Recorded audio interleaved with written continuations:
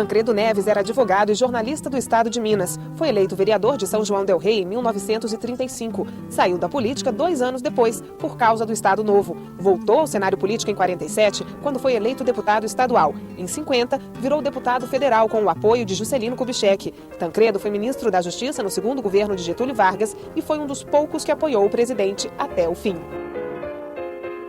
Na tensa madrugada do dia 23 para 24 de agosto de 1954, quando Getúlio Vargas, já praticamente deposto, reuniu seu ministério, só um ministro ficou ao lado de Getúlio para que ele resistisse. Tancredo Neves, que era o ministro da Justiça. Não por acaso é a ele que Getúlio deu a carta com a qual assinou, a caneta com a qual assinou a Carta Testamento.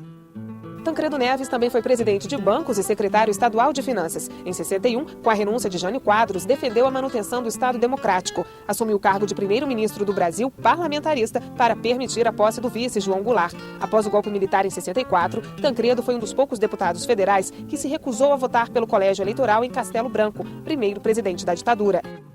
O processo ditatorial, processo autoritário, traz consigo o germe da corrupção. Começa desfigurando as instituições e acaba desfigurando o caráter do cidadão.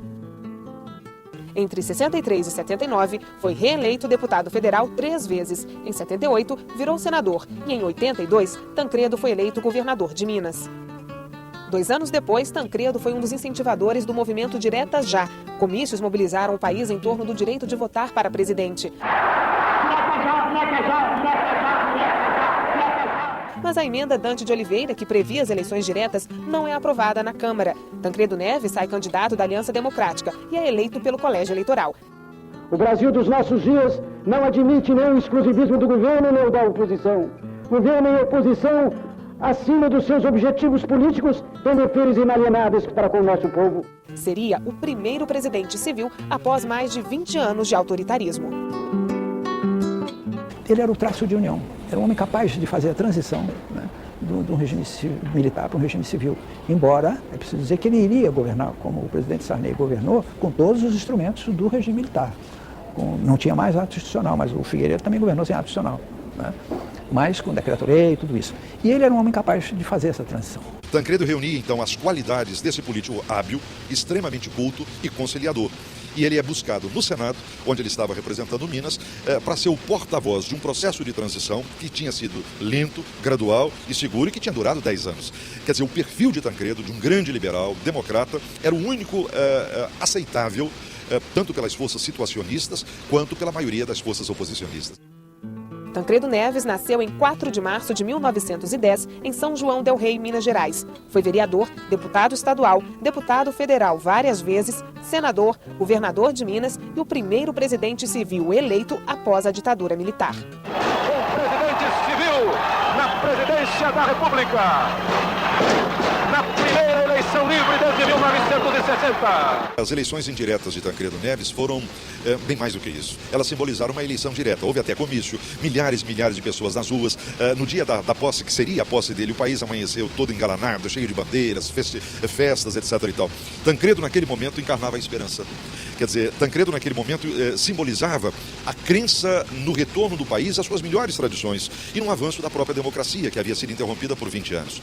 Na véspera da posse, em 14 de março de 85, Tancredo foi internado com fortes dores abdominais. Lamento informar que o excelentíssimo senhor presidente da República, Tancredo de Almeida Neves, faleceu esta noite. Depois de mais de um mês hospitalizado, o presidente eleito morreu em 21 de abril de 1985, aos 75 anos, vítima de infecção generalizada, levando o país a uma comoção nacional. Ouviram do Ipiranga as margens plácidas de um povo herói com um brado retumbante.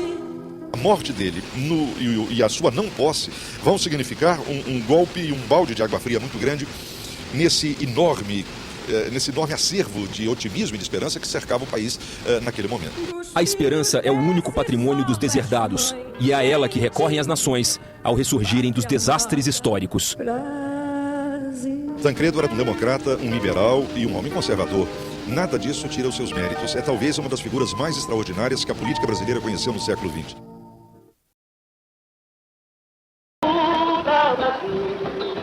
Vamos mudar. Mas dessa vez, para que o Brasil nunca mais saia na noite cheia da ditadura e da autoridade. em nome dos meus eleitores por Londrina, pelo Paraná, Tancredo Neves. Após 20 anos de luta contra o regime militar, emocionado e gratificado, vejo-o desmoronar, votando com Tancredo Neves. Marco Maciel, votou Tancredo Neves. Miguel Arraes. Tancredo Neves. Ayrton Soares. Por São Paulo, Tancredo Neves. Tancredo Neves. Tancredo Neves, 327. No grande verbo, o amanhecer já se fez chegar. Cachos ao alto, fortes e defensores, se cruzam e vem cantando louvores e o cruzeiro a abençoar. O campo da Brasil, tua bandeira encerra, promessa viva que o povo espera e na garganta esse grito está. Tancredo já, pro gigante despertar. Sarney assume a vice-presidência da República e passa a ser automaticamente o presidente interino do Brasil. Prometo manter, defender e cumprir a Constituição, observar as leis, promover o bem geral e sustentar a união, a integridade e a independência do Brasil.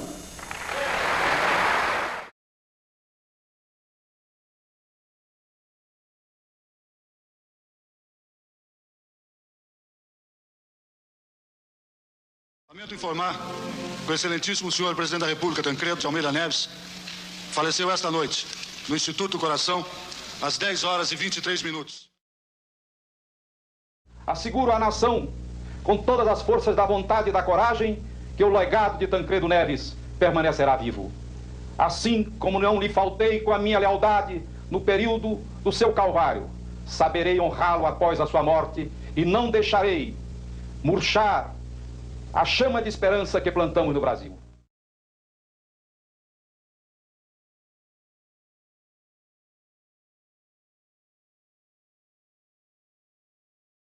Brasileiros e brasileiras, as principais decisões são as seguintes: criação de uma nova moeda, o cruzado; extinção do cruzeiro, com paridade inicial de um cruzado por 1000 cruzeiros; conversão automática em cruzados de notas, moedas e depósitos à vista no sistema bancário; extinção da correção monetária generalizada; escala móvel de salários; congelamento total de preços, tarifas e serviços.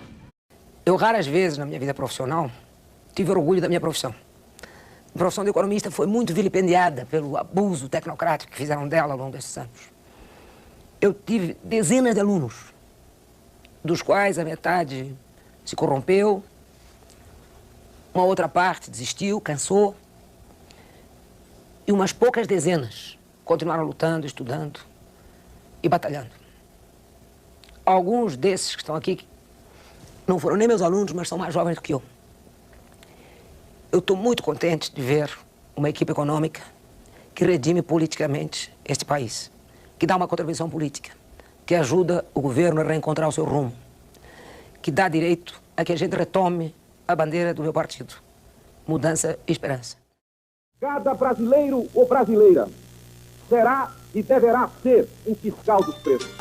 Vejam o caso dessas duas maioneses. Vejam o caso do café.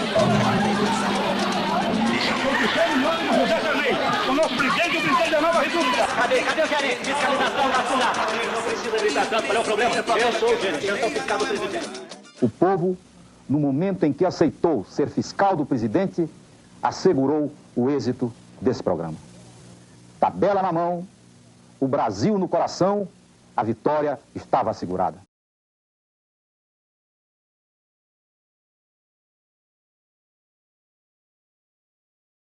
A Constituição certamente não é perfeita. Ela própria o confessa ao admitir a reforma. Quanto a ela, discordar, sim. Divergir, sim. Descumprir, jamais. Afrontá-la, nunca.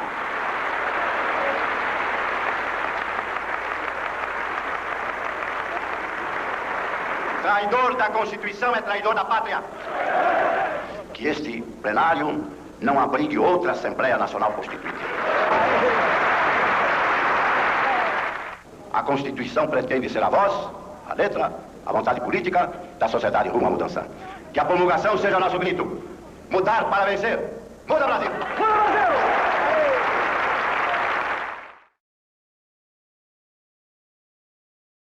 Com licença, minha gente, para hoje falar com uma pessoa em particular.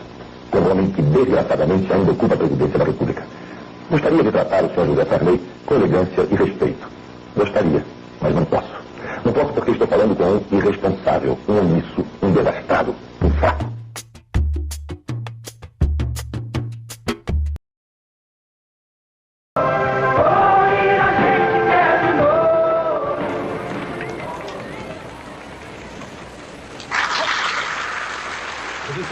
Recebe a faixa presidencial do ex-presidente José Sarney. Prometo manter, defender e cumprir a Constituição, observar as leis, promover o bem geral e sustentar a união, a integridade e a independência do Brasil.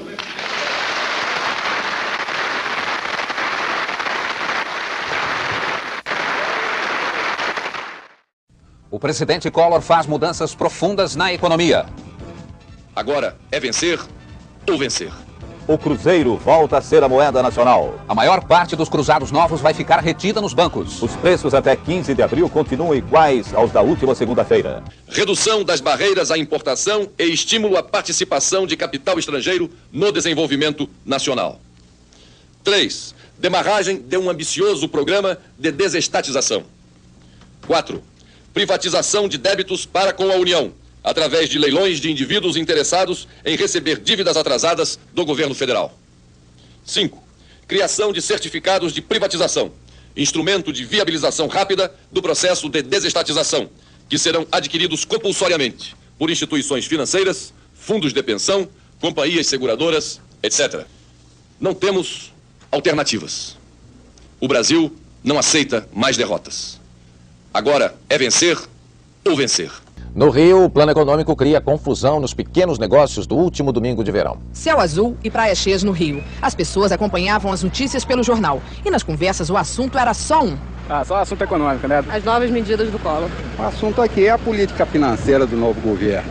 Os vendedores ambulantes reclamavam. Domingo é o dia que eles mais vendem. Mas hoje só ficaram cansados de andar na areia. Eu já dei 3 voltas, vendi muito pouco. Os donos dos restaurantes também reclamaram da falta de clientes. E nos cinemas, onde nos domingos as filas são comuns, tinha pouca gente. Eu vi o cinema com as 2 crianças e a portaria não aceita cheque. Só dinheiro vivo. As declarações de Pedro Collor atingem diretamente o presidente da República e o empresário alagoano Paulo César Farias. Estes são os principais pontos da entrevista. PC é testa de ferro. Pedro acusa o irmão de estar por trás de negócios fechados para sustentar campanhas eleitorais. PC seria testa de ferro também na compra de um apartamento em Paris. Uma rede de comunicação em Alagoas com um jornal e 2 emissoras de rádio seria outro negócio dos dois. Tráfico de influências. Nos bastidores do poder, Paulo César Farias teria trânsito livre, intermediando a liberação de verbas públicas através de um funcionário, o piloto Jorge Bandeira de Melo. PC, segundo a entrevista, teria presenteado a ex-ministra Zélia Cardoso de Melo com vestidos e joias. Dos usineiros alagoanos, ele teria recebido 12 milhões de dólares para facilitar acordos que beneficiavam as usinas.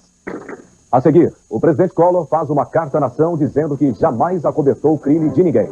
Você vai ver também as reações do mercado financeiro, queda na bolsa e alta no dólar. Tudo isso no próximo bloco.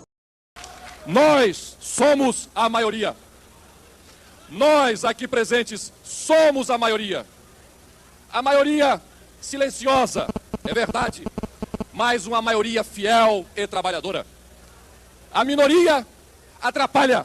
A maioria trabalha.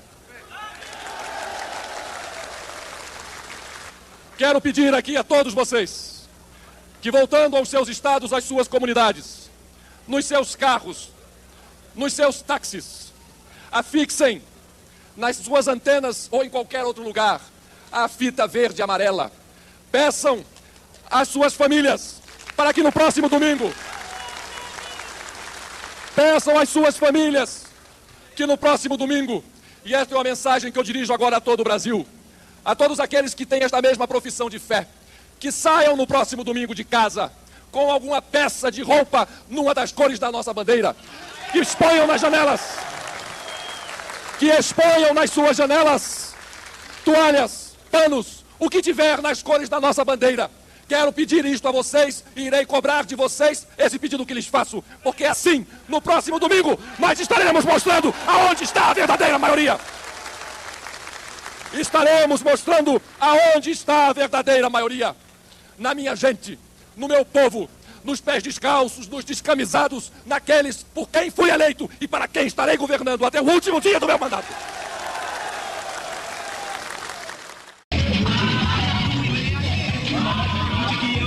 Os carros fossem colocados.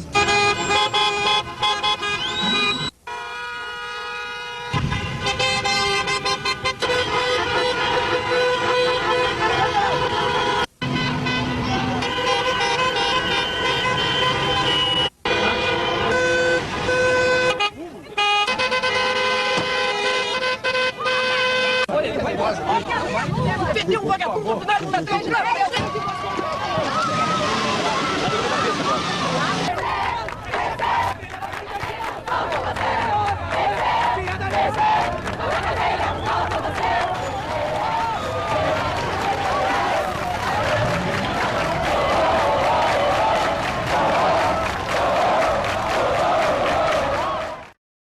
Enganam-se aqueles que pensam que vão caçar o mandato do presidente da República. Confio nos meus aliados, porque conheço a formação moral e pública daqueles que estão ao meu lado. Sei que não se deixarão intimidar pelas manifestações organizadas, pelos que, pensando em servir, desservem o país. Os homens de bom senso, que analisarem os fatos, com isenção de paixões, e os verdadeiros patriotas, estes sim, estarão ao meu lado. Ganharemos no voto. Os brasileiros verão que seus representantes resistirão às pressões e decidirão exclusivamente com suas consciências. Só darei como encerrada a minha missão. Só darei como cumprido o meu programa de governo, após sancionar estes projetos, que permitirão legar às gerações futuras um país estruturalmente diferente daquele que recebi e capaz de se inserir entre as nações modernas do mundo. A nossa geração política já pagou preço excessivamente alto pela renúncia de 1961. Por isso tudo, e pela minha fé em um Brasil justo e moderno, peço a Deus que me dê saúde, força. Peço a Deus que me conceda a paciência, a humildade, a perseverança para vencer esta travessia e dela tirar lições que nos ajudem a construir o Brasil dos nossos sonhos. Paulo Paim. Quantos faltas? Deputado Paulo Paim. Senhor presidente, pelos estudantes de cara pintada ou não, que aos milhões levou o povo à rua. E pela classe trabalhadora, meu voto é sim. Paulo Portugal. Pela minha família, pelos meus amigos do estado do Rio de Janeiro, o povo brasileiro, meu voto é sim. Paulo Portugal. Faltam 3 votos.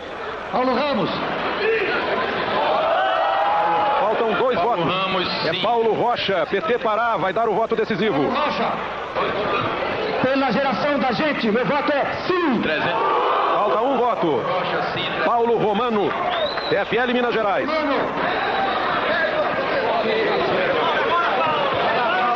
Senhor presidente, pela ética, mas em nome dessa casa e do povo brasileiro, saibamos ser coerentes. Meu voto pela dignidade, por aquilo que Minas Gerais representa, é sim. 336 votos. Passou o impeachment pela Câmara dos Deputados neste momento. Amanhã a Câmara manda um ofício para o Senado. E segundo a Constituição, o presidente da República é afastado. Decidido.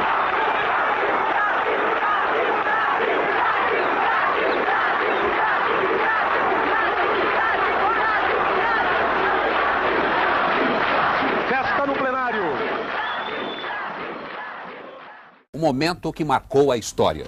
O presidente afastado Fernando Collor de Mello renuncia à presidência da República. Manuscrita pelo próprio presidente afastado, a renúncia. Levo ao conhecimento de Vossa Excelência que nesta data, e por este instrumento, renuncio ao mandato de presidente da República, para o qual fui eleito nos pleitos de 15 de novembro e 17 de dezembro de 89. Não vai faltar alguém que diga que saudade do Sarney. Política é sempre assim, eu falei ou não falei. Não vai faltar alguém que diga que saudade do Sarney. Minha gente, é assim que ele fala, né? Minha gente, só um grande homem pode ser um bom político. E o Collor é um grande homem. Ele tem dignidade, educação, ele tem cultura, ele é sério, íntegro. Ele é um homem bem nascido que não precisa do dinheiro do povo. Ele é o presidente que o Brasil precisa. Ele é o presidente que a gente merece. Vamos colorir esse Brasil preto e branco. Cada um de nós pode e deve colorir. Colorir é a esperança. Ainda apostos, os poucos que assumiram o destino de entrar para a história ao lado do único presidente impedido de governar pela Constituição. Nós estamos pedindo a Deus que nos dê, nesse momento, do exercício da presidência da República, bondade, inteligência e humildade. O importante é destacar esta normalidade democrática. E nessa integridade, repito, permita a Deus que nós possamos dar ao país um governo transparente. O mapeamento ético foi traçado pela CPI. Mas esse mapeamento ético não serve a nós outros. Porque a nossa vida e a vida daqueles que estarão comigo é uma vida limpa. A nação pode estar certo que não haverá corruptos nesse mundo.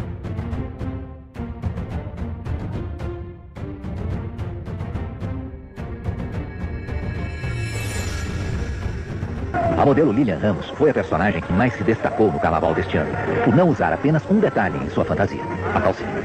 Ela foi fotografada ao lado do presidente Itamar Franco, sem a peça mais íntima do vestuário feminino. Sobre o que aconteceu com a modelo Lilian Ramos na Marquesa de Sapucaí, o presidente disse que não viu nada de anormal. Ele disse que participou do desfile no Rio de Janeiro, mais como homem do que como presidente. Eu gostaria que respeitasse a privacidade do presidente da República e do cidadão Itamar Franco.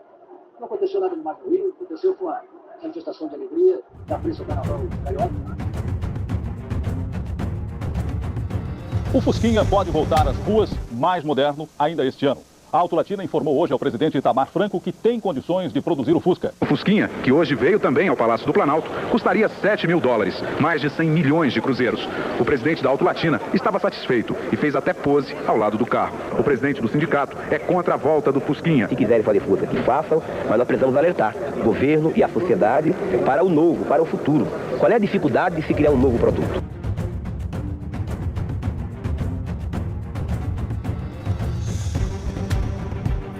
Haverá um sacrifício, indiscutivelmente. De todos, de todos.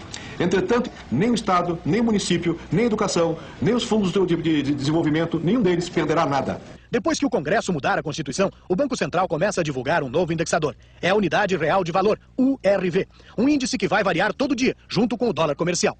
Nós estamos desenhando um programa econômico de estabilização para um país de alta inflação, com crescimento econômico e uma sociedade aberta e democrática que nós queremos mantê-la assim. Quando toda a economia estiver atrelada ao novo índice, chegará a hora de mudar de moeda. A URV se transformará, então, em dinheiro, forte e estável. O Brasil quer fazer alguma coisa. O desânimo que muitas vezes se sente aqui e ali, e ainda talvez ontem isso tenha aumentado, esse desânimo não é um desânimo de quem não acredita no país, é um desânimo de quem está olhando para cima e não vê sinal. Estamos soltando aqui, emitindo aqui alguns sinais. Porque eu gostaria que vocês conhecessem um brasileiro que está fazendo o possível para consertar o nosso país. Uma pessoa que vocês conhecem, vocês têm visto nos jornais, têm visto nas emissoras de televisão, e ele fez questão de vir ao programa para conversar com o público que me assiste e para conversar com as senhoras donas de casa, com os chefes de família, com os trabalhadores e também com as minhas colegas de trabalho. Vamos então saudar, vamos dar as nossas boas-vindas ao ministro da Fazenda, Fernando Henrique Cardoso. Pode entrar. Hoje, como você sabe, com a inflação, a gente pensa que ganha um montão de dinheiro, mas quando vai comprar, o montão sumiu, porque a inflação corrói o salário. É sorvete no asfalto, quente, desaparece o salário. Que nós vamos dizer, não, agora vai mudar. A URV é como se fosse o casulo que nasce a mariposa depois, não é isso? Bom, chega um momento que vai nascer uma nova moeda, é o real.